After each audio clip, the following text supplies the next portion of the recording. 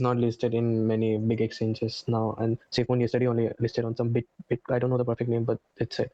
So it is really going to hit the billion market cap if it's not listed on the big exchanges. Well, the thing about the listing of exchanges is the same thing as having celebrity endorsements and anything else. Yeah. It just accelerates things. It just makes people like more aware. PancakeSwap has really changed the game in that aspect, because if a token exists on Cake and it gets big enough, something like Binance, you notice that now, even when Binance listings happen, you get like maybe a bump of 20-30%, whatever it is, but then the bump kind of comes down. It's no longer the kingmaker exercise it used to be. It just isn't, because Cake by itself has so much volume that eventually it spreads. Now, of course, the listing in centralized exchanges accelerates the awareness, spreads out, gets a lot of volume. Obviously, that has huge benefits. But that's even beyond what we're discussing here. The tokenomics themselves, even with 0 listings, will Okay. solve this problem for us. So the way we are donating to Binance charity, it means that we are hoping that the Binance will list us, or we are donating Well, just I'm sure that because it's our mission. that's one of the plans that the admins have. But right now, we're donating because that's what this token was meant to be. And again, I'm not part of the team. This is what Okay. the token was meant to do. And they have the Yeah. limits of how much they can donate. And by the time they're actually already doing the donations, the charity wallet sales have already happened. Like the Yumi that is sold on the market to generate BNB, by the time they get to the point of actually donating, that event already happened. So that's why there's no dip when he's doing the live stream. Actually, quite the opposite. Sometimes it goes up because of people kind of just putting some money in. Okay. Got it. Thank you.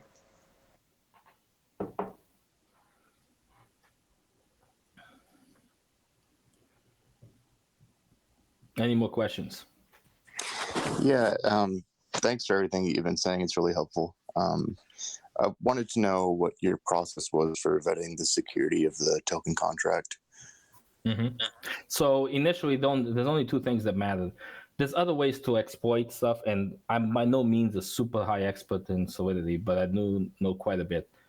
And it's all about ownership and liquidity tokens being locked. And for this particular token, and this is now like Cake, which has emission blocks and all that. Like in Cake, for example, if you change the emission from 22 cakes a block or whatever it is now to like 200 million, that would destroy the system, right? That's a potential exploit. So that's why they have the time lock. That's why they have those safety features.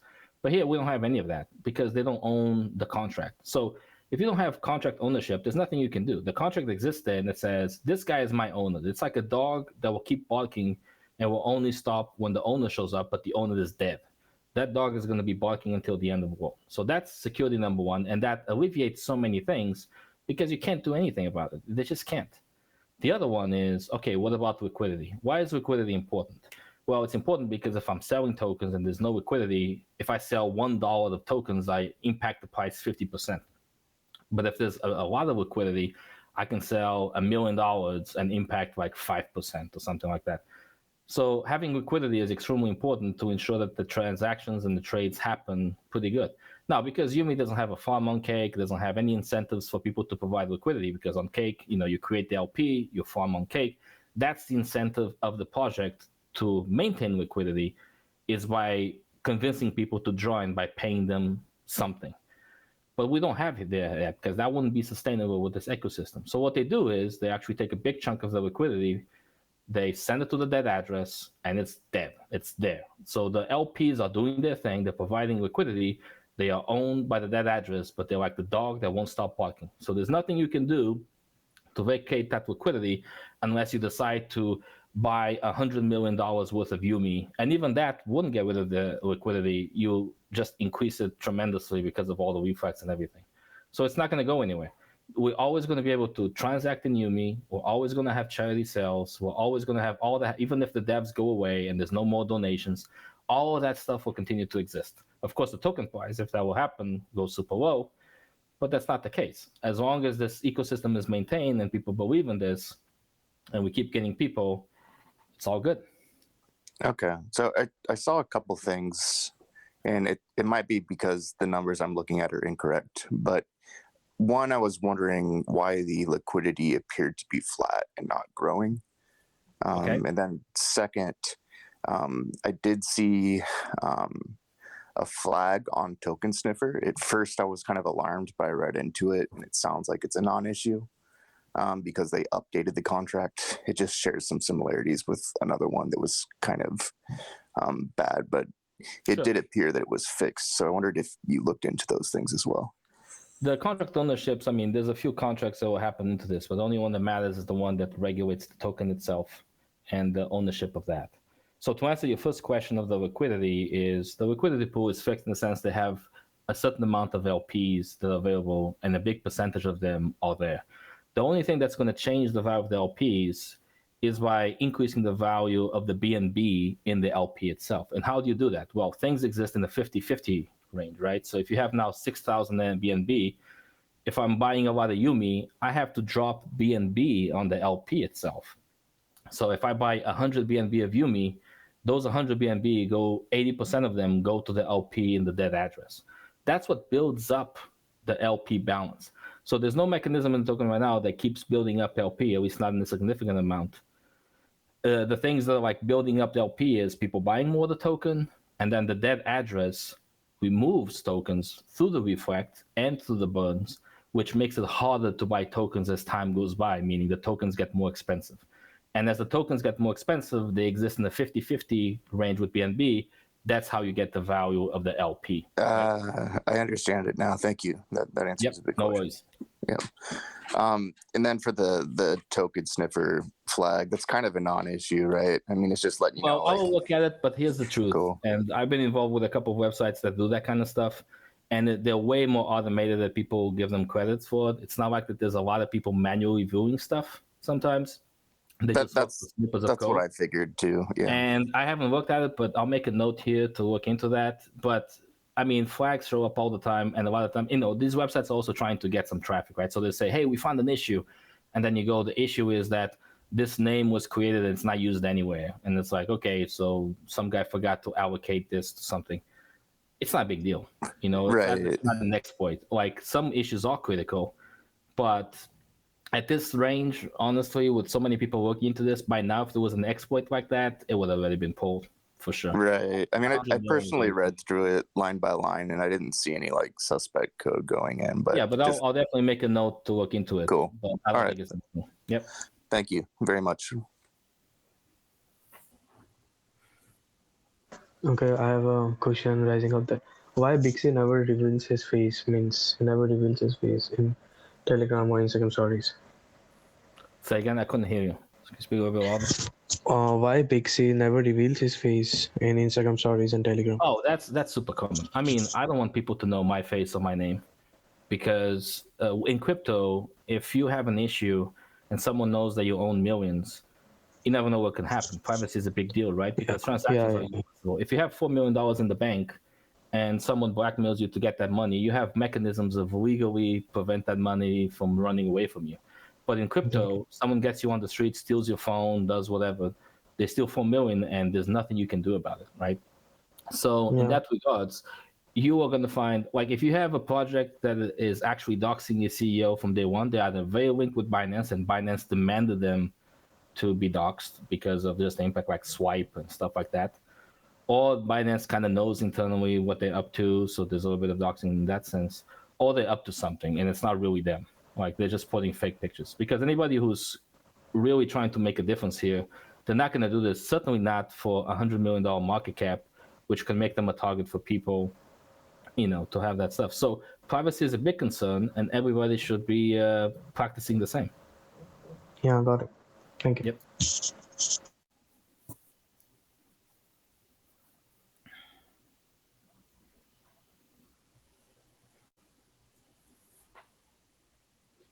Any more questions?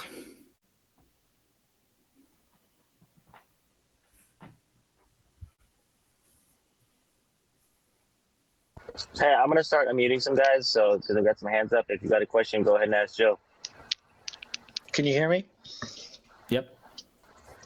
Yeah, one second. I'm just putting on the speaker. Just question about, do you really, in terms of Yummy in association to the overall market, I feel like we're very insulated from this down move because we're not trading on the exchanges with all the algos that react the whole crypto space at once whenever there's a major move in Ethereum or Bitcoin. Do you think that's the reason why we've been relatively insulated from the drop? Partially so, about 50%.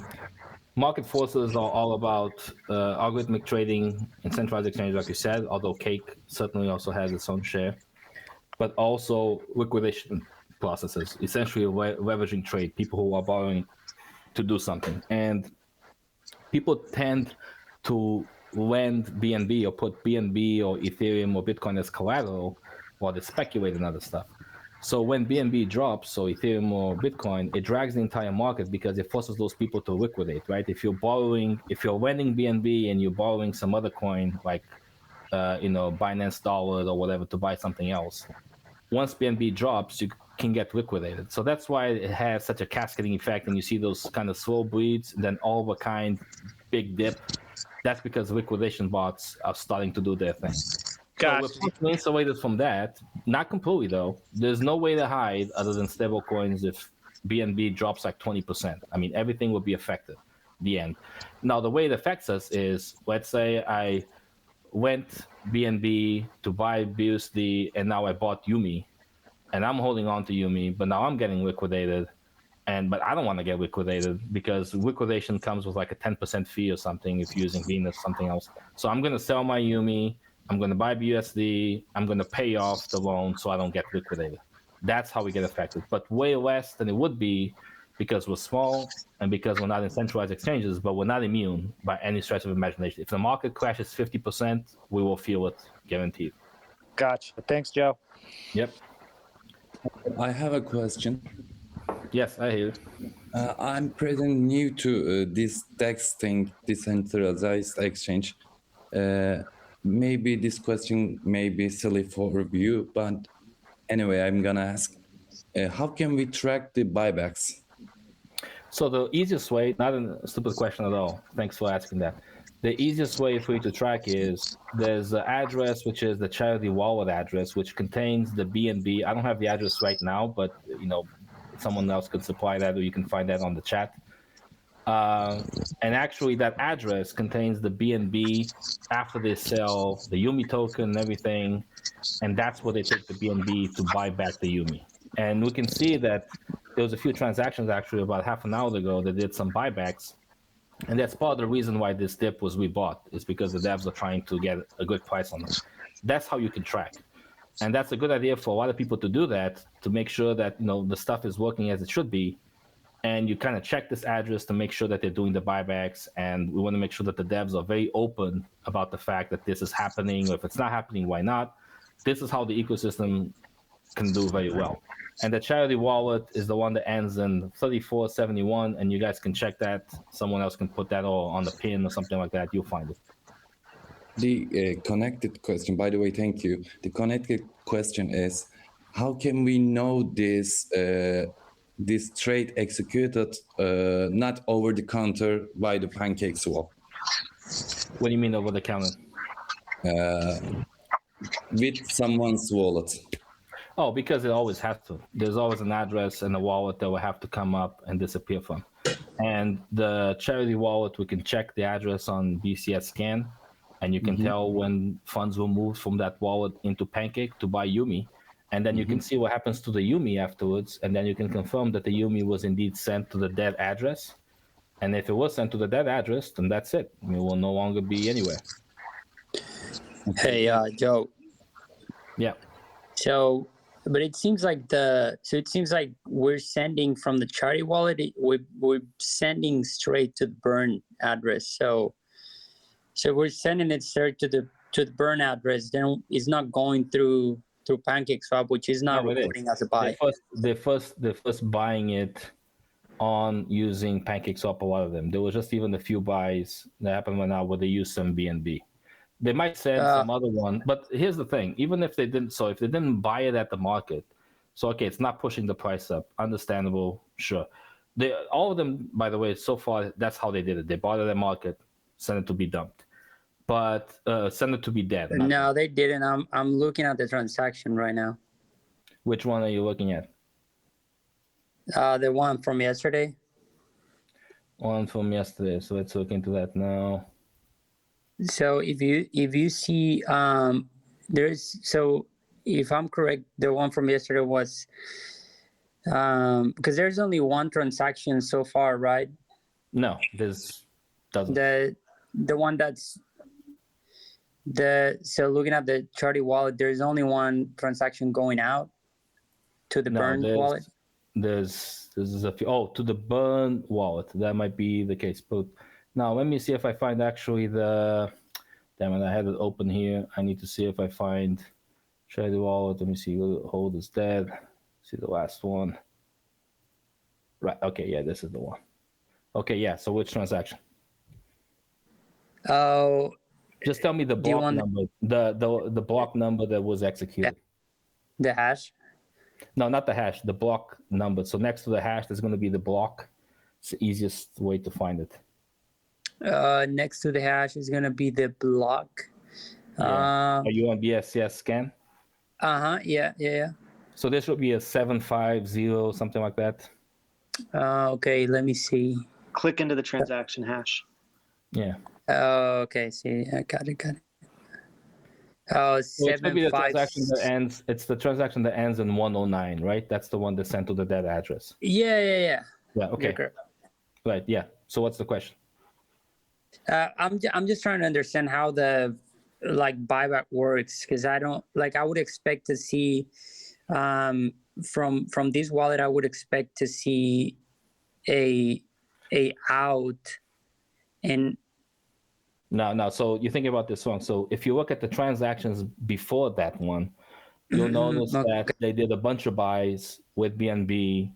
They used that to buy a bunch of Yumi at market, right? All the transactions before that one that you're looking at.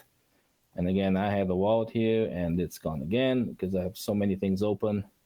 So I want to make sure I find it again.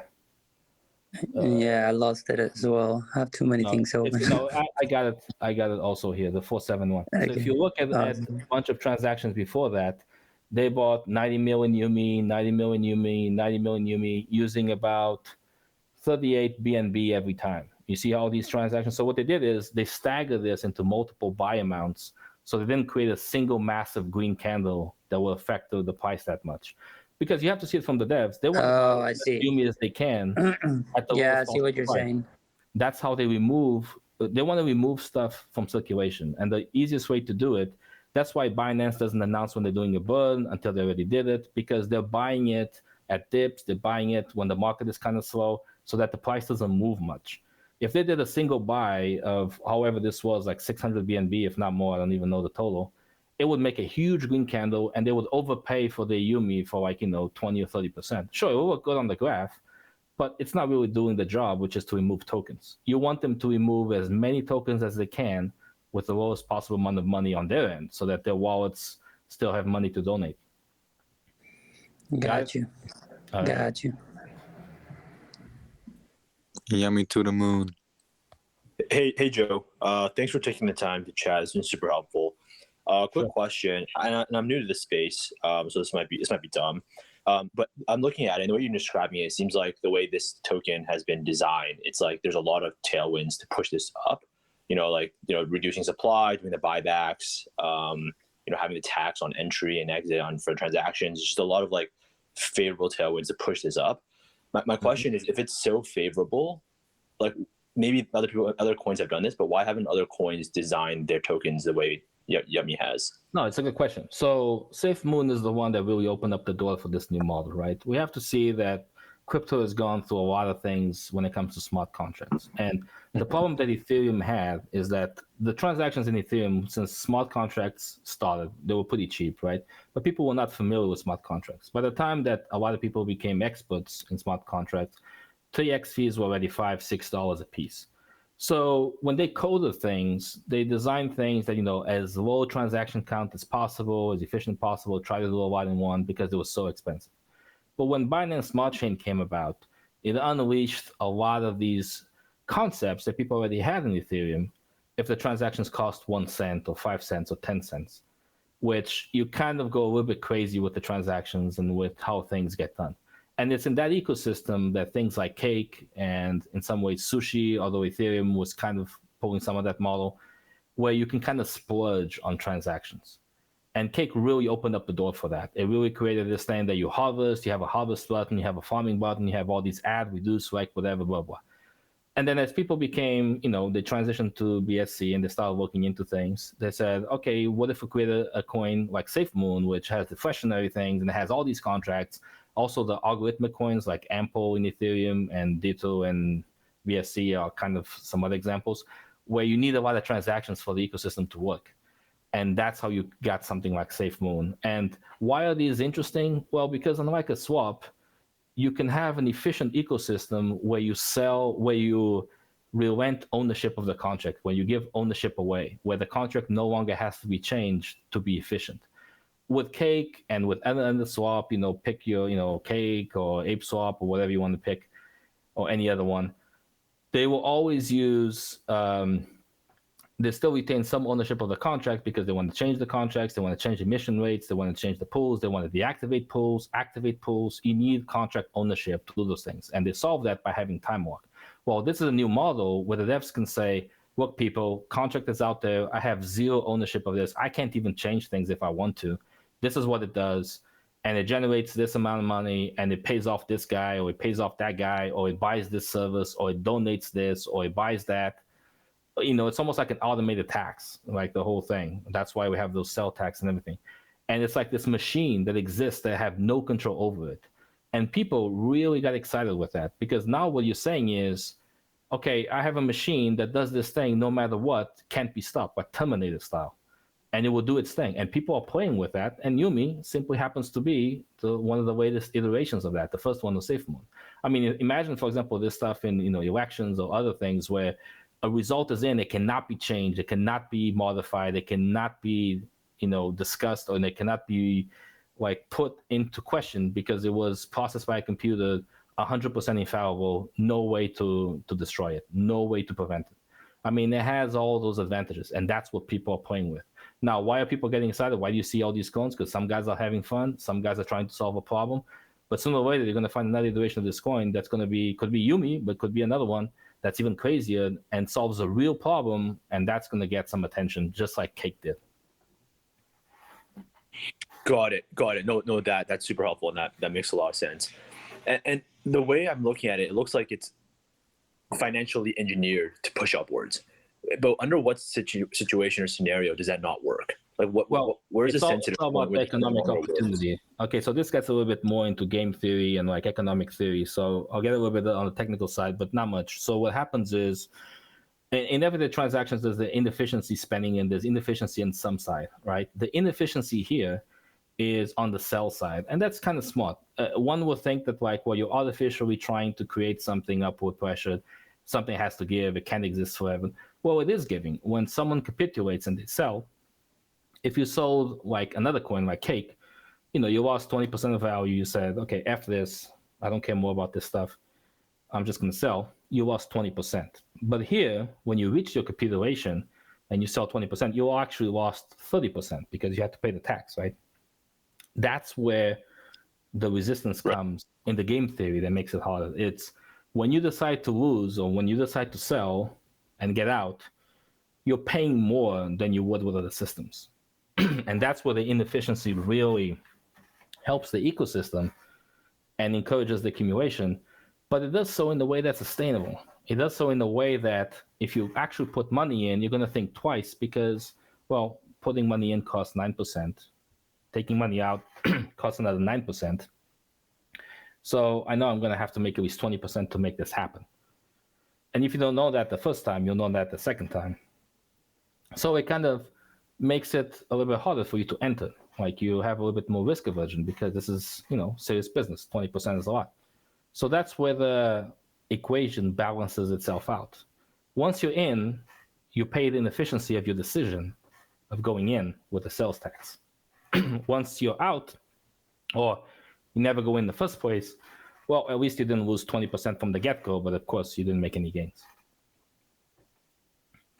Got it. I appreciate that. That is very, very helpful. And it's helpful for me and hopefully others to wrap their head around this. So I appreciate the time. Thank you. Yep. Joe, I have something. Okay, suppose a big influencer like Elon something or something big just in like tweets about something, example, and it will just pump it up to 0. So did you guys will like this to happen if it goes directly to 0.1 cent, or if you or the coin wants to the or the yummy means you guys you like to if the coin just goes slowly and taking months, or it will directly It or makes no difference other than the time frame. Like I okay, understand the need of wanting an influencer or someone like Elon. It yeah, just creates more awareness. But at the end of the day, the thing that's going to it will push just is the yeah, mass. okay, So what so happens when? Yeah, it will become the pump and dump scene. yeah, of course. I mean, the same way if we got Binance listing tomorrow, right? Price will go up 50%. Okay, cool. And then it Yeah, collapses 20% afterwards. And some people get hurt, some people get wrecked, whatever. It has pros and cons, awareness increased, fine, cool. But in exactly. the end, the mathematics is what pushes the price.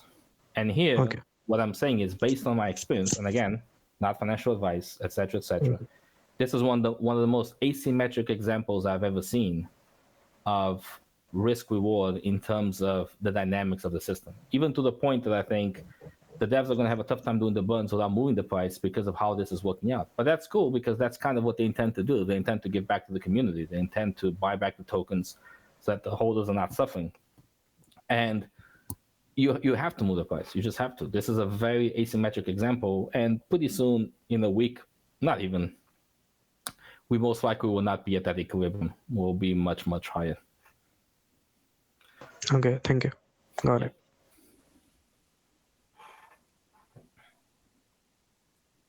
So any more questions? And 1 minute because I'm gonna get more water. I'm really talking a lot. My throat is killing me. Hello. Any more about tokenomics? 1 second. 1 second.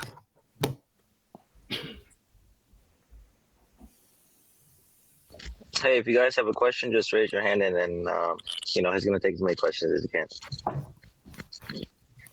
Yeah, I'm back. Go ahead. Hello. Jake promoted one time ago Safe Moon, now promoting us, Yami.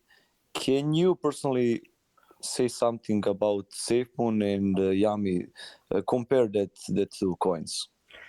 Safe Moon had a high deflationary model in the sense that they have more tokens on the dead address, and they had the incentives to increase liquidity over time.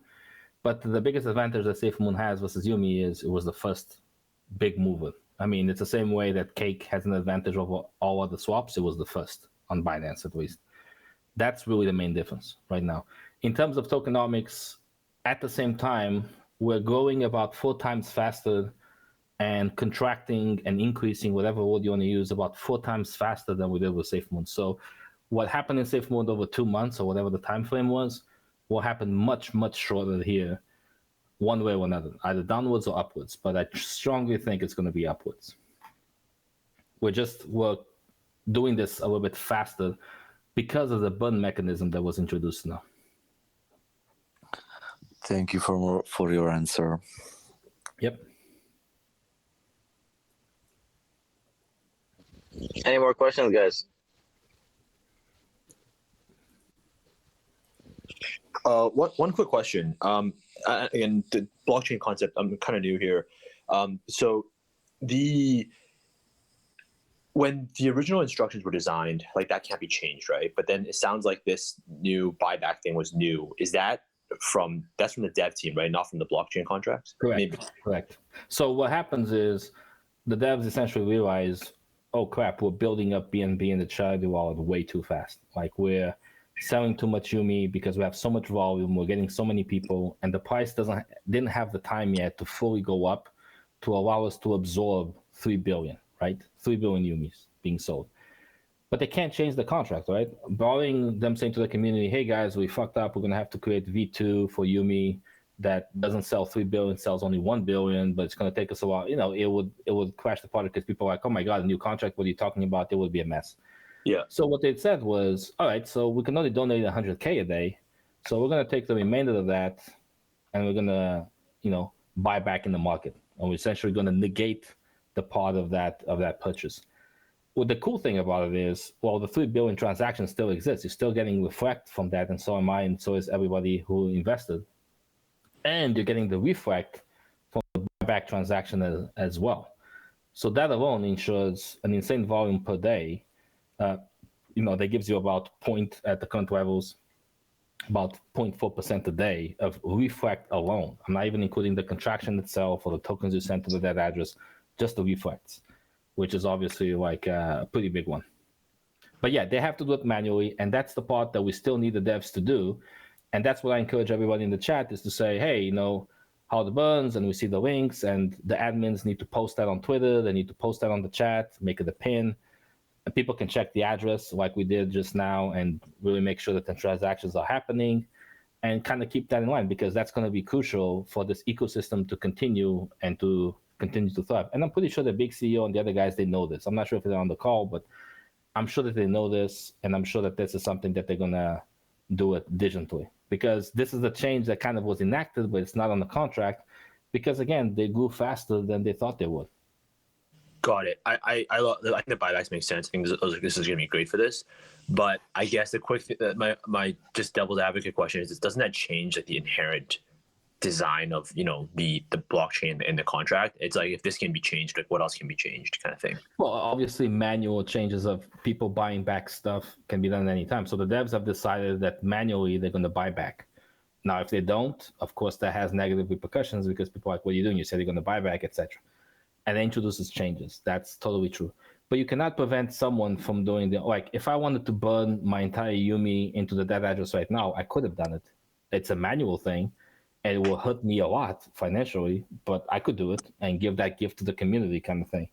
I mean, there's manual things that still can be done as long as you maintain the sphere of the contract. Now, 3 billion tokens right now is a lot, and that's why they're doing the buyback. But it won't be in 2 or 3 or 4 weeks. It just won't. It would actually be a point where we kind of reach an equilibrium where the charity wallet only builds up once every 10 days or something like that. So once every 10 days, people are kind of ready for that dip. So they're going to buy some, they're going to try to, but then the system is so much bigger that 3 billion Yumis at the time will move the price, but it won't move it it will move it like 3% or 4%, right? And people will be waiting on it to buy the dip because it's expected.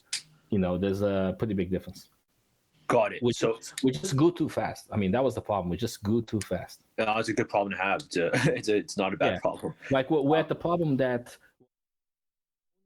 matters, and I cannot stress this enough, is how many holders are increasing per day on the volume of the token that we have. And right now we have low volume, meaning not a lot of buyers, not a lot of sellers. People and a lot of holders increasing. But a lot of holders increasing. I mean, you look at some projects, they don't have 10,000 holders, and we're building 10,000 holders a day. I mean, because that's like a switch, right? That's like when things start ripping, like you have all these holders that are just going to pour money in. Yeah, and you have to see if these are people, and I don't mean this part, I love everybody, Moon Boys, guys who ape in, whatever, but the majority of people will be like, okay, let me put $100 and I got like $1,000 ready to go if this goes crazy, right? That's how the majority of people would. So the fact you're having holders that have $100 in and they're kind of looking at what happens, and one day they wake up and they see 20% up, and they're like, oh, okay, I'm waiting for the dip. Then the next day they see 20% up. It's like, shit, it needs to dip. I want to go in. And the third day, it's another 20%. And they're like, fuck it, I'm in. That's how most people work, okay? This is how most people work. So having holders, if you told me that you have a token right now ready to launch, no volume whatsoever, but you have 10 million holders that are active and a TG with 10 million people, I would put my entire net worth in that token. Day one. Got it. Because it will just work. It doesn't even matter what happens. It just works. Got it. Okay. And then last quick thing, so just for my understanding of like the infrastructure. So the dev team has access when the charity gets converted to BNB. The dev team has. They don't have access to that. No, that's automated. So how do they buy back? How do they choose to buy back? What is it? So the BNB, so the Yumi gets sold into BNB, and the BNB gets transferred automatically to their charity wallet.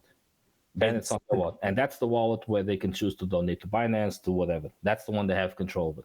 Got it. That's the charity wallet they have access to. Yeah, that's the one they have access. The contract that sells Yumi for BNB will always trigger after 3 billion units until the end of the whole network. Got it. So every time that 3% gets clicked, it goes to a wallet, the charity wallet, and the charity wallet, the dev team, Big C, and those guys have access to that. And they can decide how to allocate those to that. No. Swissy, every time you have a transaction, the tax of that transaction goes to the contract. Okay? Yeah. So it builds up Yumi. when that Yumi passes 3 billion, the contract, without anybody doing anything, will sell that 3 billion at whatever the market price is, and get BNB, and then send that BNB to the devs.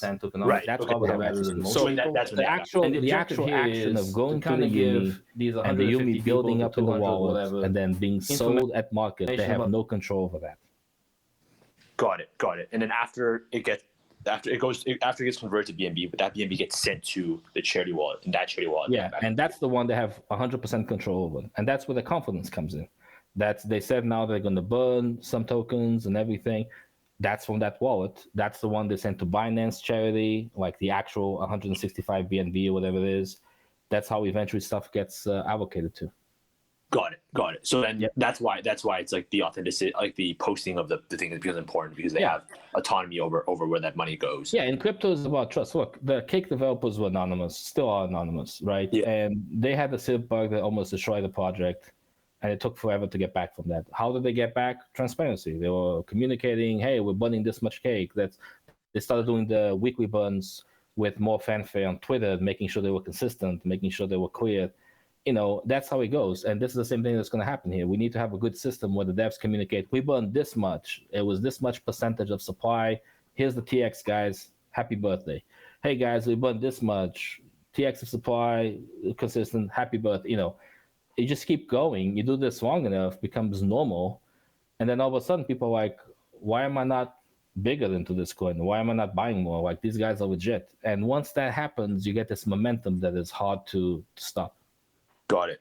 And is there a scenario where we don't meet donations because or do you not see that happening given how much volume we have? Yeah, I don't see that happening anytime soon. The only thing that involves this is some sort of shenanigans or exploiting the code, which is possible. There's always a risk of anything. I don't think so. I didn't find it, but doesn't mean it's not there. But from a tokenomics perspective, no way. Got it. I appreciate it, man. This is super cool. Yep. Yo, I have one question. Yeah, go ahead. I just want to know if we can go ahead of the Chinese market, if we can go inside there. Well, crypto by themselves, again, not an admin, not sure what their marketing strategies are, but this is supposed to be worldwide. So I'm pretty sure that there's going to be Chinese people investing in this too at some point. And I guess they can follow up with, people over there and celebs and all that. But I'm not part of the team. Again, I'm just here offering my expertise. Okay. Yep.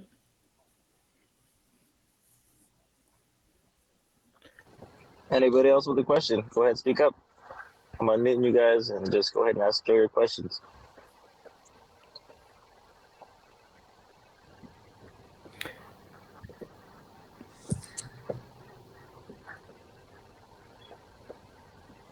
Yeah, I just unmuted 5 people. None of you guys have questions? Hey, Joe. Hey. Hi. Can I ask you something? The manual burn, will it happen once a week or once a month or when? So it seems that the plan is to do it somewhat consistently, or according to them, somewhat probably daily or so. They seem to prefer to do it in small transactions, which is understandable, not to move the price too much. But right now they're keeping on schedule. So if they're going to translate that into one single weekly burn for maximum impact, or daily burns, I don't know. But ultimately, it's not important the frequency, only the amount. Okay, and so the less coins on the market, the value will be more then? Yeah, if you burn, it helps everybody. That's why Binance, from day one, they've been doing token burns instead of dividends to people or anything like that, because it's the best mechanism. But here we have dividends because of the reflect, you have token burns, you have the whole shebang, which is why we're contracting so much faster, which is normal because we were small, way smaller than Binance, right? Binance in the beginning was burning 10 million coins, or not 10 million, but like a lot of coins with limited amount of money. But now for them to burn 10 million coins, they need what, $5 billion or something like that. So obviously they're much, much bigger, so they burn way, way less than we will. Okay, and will we get listed on an exchange or not? Well, I'm not sure about the plans for exchange. I think they were saying something about getting listed on DigiFinex, that they were finalizing the instructions with that. There was something on the chat about it. Exchanges will help with exposure. It will help with more people on board, more people to be aware, but it won't change the fundamentals of the token, which are very good. It just accelerates things, gets more awareness. Okay, thank you. Yeah. Hey Joe, can you hear me? Yep. Hey man, thank you so much for your all your insights. It's been very helpful. Do you have like a YouTube channel where we can follow you? Because all the stuff that you said was like so good. I wish I would have taken notes. I'm not interested in having followers or trying to have an internet following or anything like that. Gotcha. I mean, I'm not sure I will be able to do it. I'm definitely not as prolific as some of the guys, and I have all the respect for anybody who does influencing as a job. I used to date an influencer, but I have no interest in doing that lifestyle. So no, that's great. That's great. It's just like all the things that you said. It's so helpful for the new guys that I would love to like send all the stuff that you said to my friends so that they understand what's going on with the tokenomics and all that stuff. Yeah, I think it would greatly help the the community. But no, I get it, but I can't help you with that. Sorry. Joe, man, you could have a Substack newsletter. Get $5 a month off subscription. Yeah, I thought about a newsletter. So I used to I used to have a newsletter for stuff of like advice for poor people, how to kind of get rid themselves from debt and financial habits and things like that. This was way back in the day, not anymore. And that had a decent following. So I've always been very much about financial advice but for people who are in situations that are kind of tough to get themselves out of. That's why I like Yumi, because the charity angle does appeal to me. Got it. That's great. I mean, hopefully you come back, in a few days and explain all this stuff again. I have quite a bit into this, but what my intention here is that you guys also become like the tip of the spear that has the information about this stuff. So when people ask about buttons, or they ask about Reflex, or they ask about the debt address or ownership or anything, you guys kind of have an idea of what to answer on the chat, because we got 200 and something people here, so that's 1% of the chat. It should be able to cascade some of this information with some efficiency. Hey, I have a question as well. Can you hear me? Yeah. Yes, all right. So if I understood correctly, the tokens that are being sent to the charity address as soon as the 3 billion Yummy tokens are sold. Yep. Is the only use case to burn it by the devs? Is that to regain trust, or does it have any other mechanisms? Well, the problem is again that the 3 billion token is a value that's too high. So what that generated is, because we're going so fast and we have so much volume, the wallet is building up so quickly that when it does the sales, there are always these big sales that affect the price, affect the market. And people coming to the token, they don't understand. They see a big red candle on the graph and they think, my God, somebody is dumping this token all the time. But in reality, what's happening is we grew so fast that the price is not yet kept up with the dynamics of the token being sold. So the devs, by addressing that, they say, well, we're going to buy back whatever is not 100K manually until we reach that equilibrium. And according to my math, I think that equilibrium is going to be hit somewhere around the 700 and something million market cap. That's when we'll be at good equilibrium with that. I expect the burns to either stop or significantly slow down when we get to that. But of course, when we get to that, we're going to be at 7x, actually more than 7x, because in the meantime, we're going to burn a lot of tokens. So we'll be probably 8 or 9.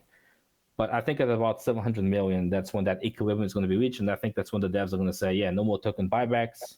We'll just straightly donate to charity. And what happens is the charity wallet will take about 6 to 7 days to build up to 3 billion, because now Yumi is so much more expensive. But every time they do a sale, that sale is going to be millions of dollars. It's going to be like 5 or 6 million or something like that, or 4 million. And that sale can, pay for a month something of charities, right? And in the meantime, they'll probably also get some deal with Binance to donate more than 100K a day. They'll donate 200 or 300. It's just going to be a bigger system, basically. Yeah, all right. Thanks. Yep. Hey, Joe, I got a question for you. Have you ever seen another coin that did this kind of buyback? Or is this the first one kind of its kind? Yeah, I mean, you have a lot of tokenomics that you can do buybacks to push price and everything. The thing is, you have to see is there's 3 big things that move and create a token like a price dynamic, which is utility, the buybacks, and just overall awareness of how much people are willing to accumulate because they feel safe in the token. So if you take the best example, which is BNB, right? Tons of utility, SEX, BSC, like the centralized exchange, so many things that BNB is used for, the credit cards, all that. And then it has insane awareness. People feel comfortable with it. They accumulated, they got no problem. And there's a buyback. I mean, I honestly fully expect that if Ethereum 2.0 doesn't come in the next 18 months or so, BNB will be more expensive than Ethereum. You can hold me against it. Simply because from utility and a buyback perspective, BNB will pass Ethereum. Of course, it's going to take a while, and that requires Ethereum to be delayed. But if 2.0 doesn't get here, I expect that to happen within like 2 years.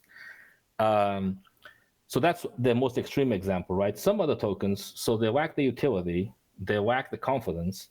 What they do is they burn a fuck ton of tokens. That's how they keep people interested. Is they're saying we're burning 10%, we're burning 15%. Like they just create this insane, unsustainable burns that causes people to decide to take a chance because, man, so much is being burned, right? That's what some of these deflationary coins are doing. They're burning like 50% per transaction, buying back 30% per, crazy stuff. That's not sustainable.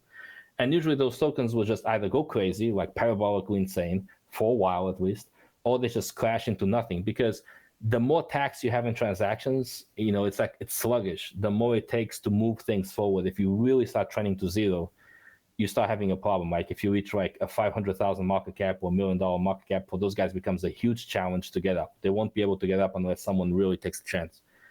But here we have a good balance. We have 25% on the dead address. We got the burn that's pretty crazy now because we just got started and the price is low, but it won't be in a week or two or whatever.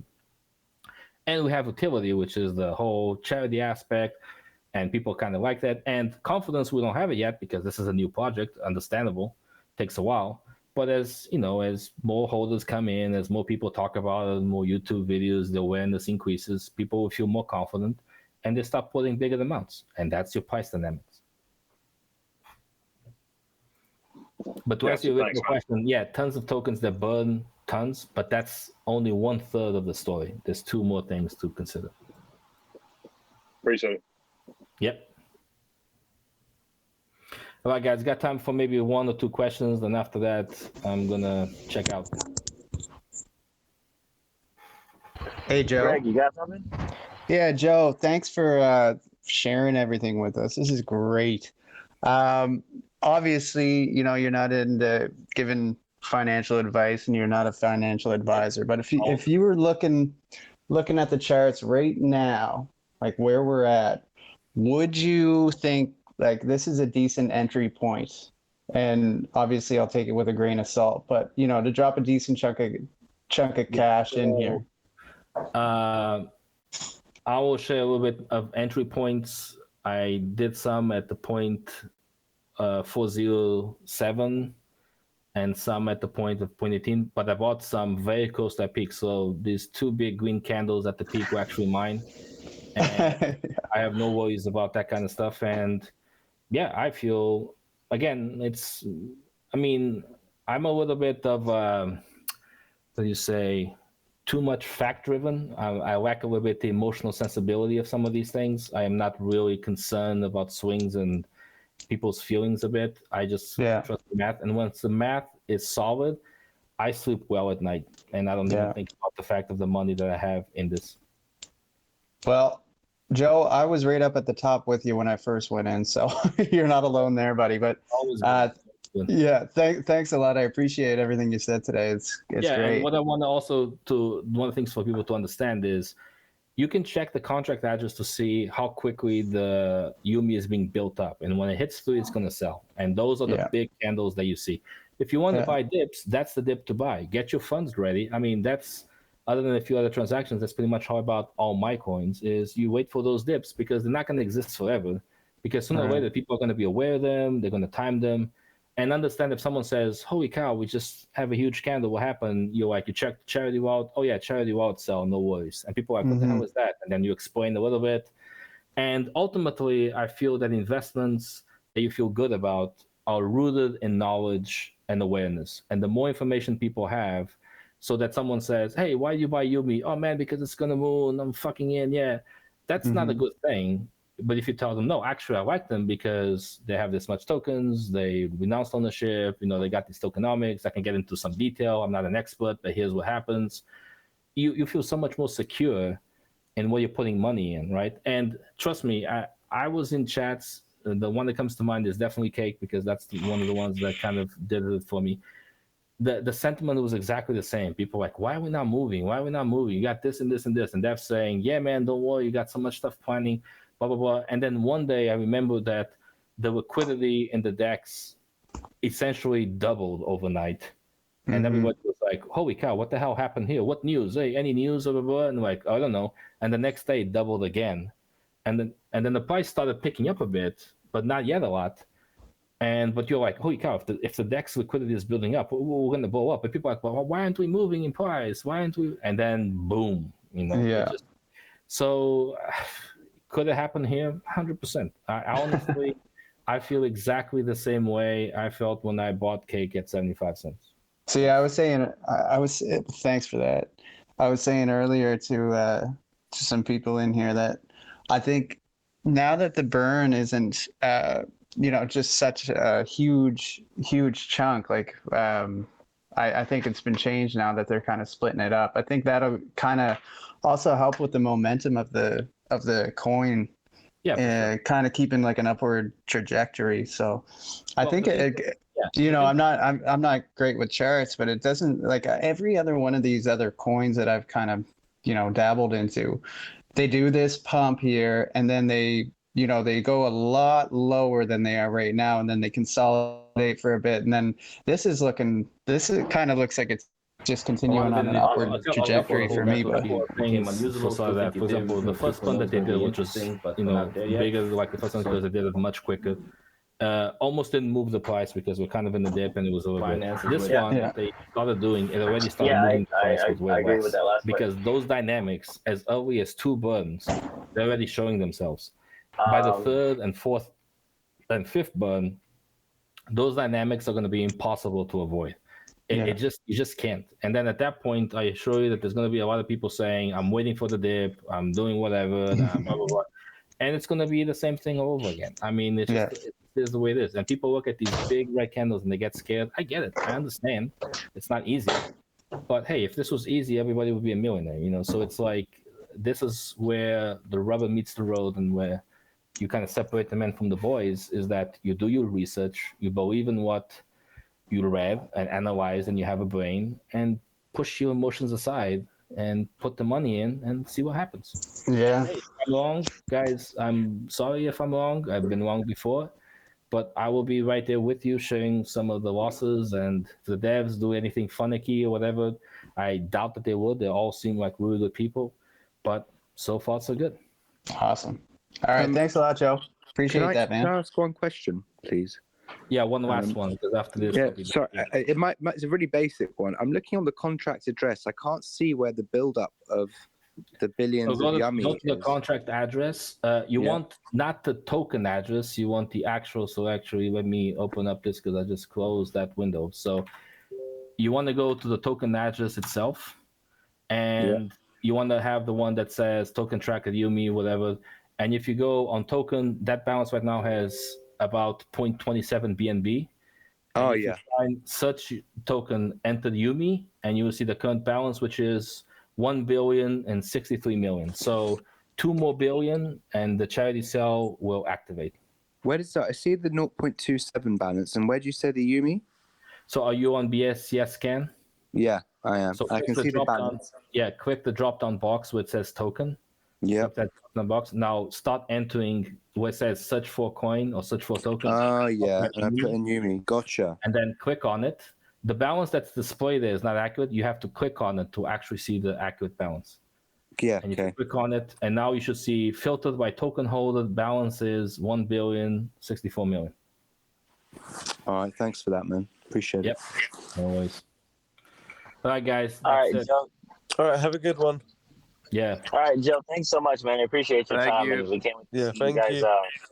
See you drop back in and help everyone out there have more questions. And man, I'll do something like this in a couple of days or something. We'll see where we stand. Okay, great. You should make a video, bro. Nah, man, I'm not interested in videos or any fame. I'm okay. That was wicked, man. Thank you very much. You don't have to show your face. Thank you. Thank you very much. I don't want to be famous. Thanks, I don't Joe. even want to try to be famous. You guys have a good one. All right, you too, man. Thanks. Super helpful. This community is just out of this world, bro. For real. Yeah, I don't know. I don't think I've ever heard of another project getting a Harvard mathematician in here to explain this stuff. I'm literally like astounded at this point. So pretty much sell your house, everyone, and throw it in Yummy. Wow. So is he on your team, or was he just like a guy that knows a ton of stuff? Nah, he's just another retail investor. He's not on the team. He just really likes the project, and he wanted to break it all down for us. Awesome. That was super helpful. So I hope that answers everyone's question of when Lambo. Soon. Yes, sir. Yes, sir. Yes, sir. Moon soon. When Mexico? Man, that was like shit. Corin, when Mexico? Bro, did you not just hear my man's like fucking tomorrow, bro? Oh, tomorrow Mexico? Okay, say no more. Come on, guys. Yo, Faisal, bro, did you just get in here, Faisal? Yeah, I'm about to board my flight. I'm about to LA, my guy. Wow. Yo, I'll race you there, bro. I'll race you there.